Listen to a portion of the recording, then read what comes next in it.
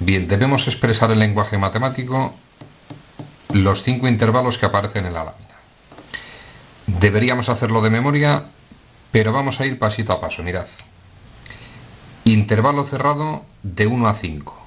Si yo representara el intervalo, todos los números comprendidos, punto relleno, entre el 1 y el 5, que sí entrarían en el intervalo.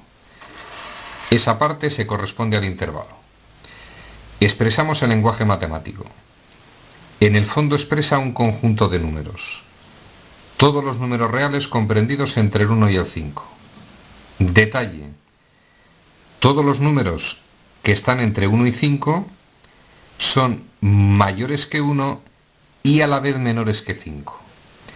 Expreso en lenguaje matemático. Ese intervalo equivale a un conjunto de números, lo expresamos entre llaves. Dichos números van a pertenecer al conjunto de los números reales, tales que cumplen la siguiente condición.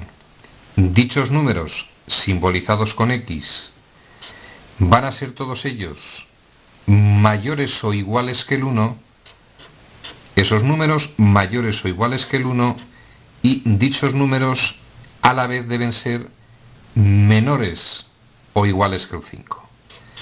Números menores o iguales que el 5. Expresión en lenguaje matemático de ese intervalo. Pasamos al segundo, intervalo abierto de -2 a 4. Represento de forma aproximada, no entran los extremos, -2 en esa posición, 4 en esa posición. Números comprendidos entre -2 y 4. No entran esos números. Conjunto de números, expresamos con llaves.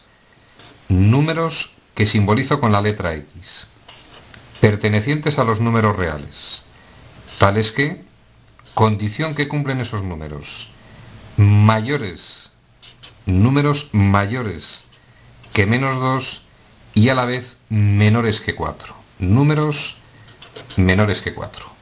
No incluimos el igual porque dichos números no pueden tomar los valores -2 y 4.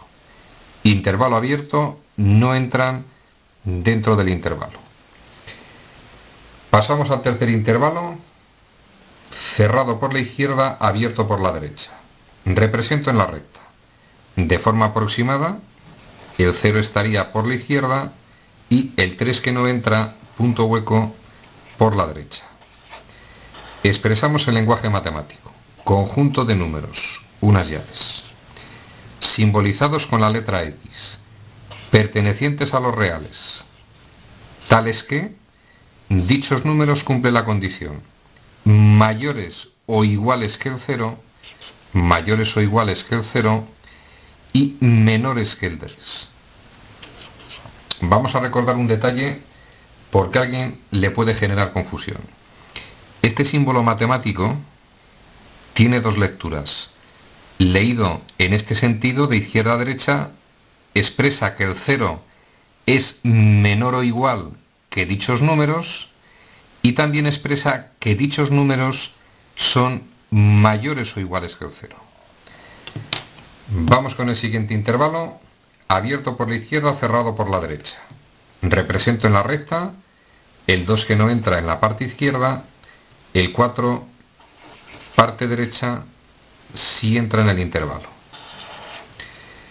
Expresamos el lenguaje matemático. Conjunto de números simbolizados con la letra X, pertenecientes a los números reales, tales que, condición de dichos números, doble condición, mayores que el 2, esos números son mayores que el 2 y a la vez esos números son menores o iguales, porque sí entra el 4, que el 4. Vamos con el último intervalo, intervalo abierto de 3 a más infinito. Supuestamente el 3 en esa posición no entra, punto hueco, y hacia más infinito. Vamos a ver cómo expresar el lenguaje matemático. Conjunto de números simbolizados con la letra X, perteneciente al conjunto de los números reales, tales que una sola condición. Los números de esa parte rayada correspondientes al intervalo solo cumplen la condición de ser mayores que 3. Dichos números son mayores que el 3. No entra el 3 en el intervalo, evidentemente no incluimos el igual. Resumen al contenido de este vídeo. Los intervalos matemáticos, 3 formas de expresarlos.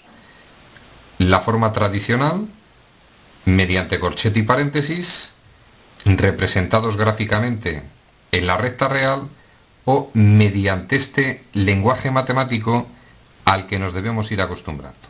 Ejercicio resuelto.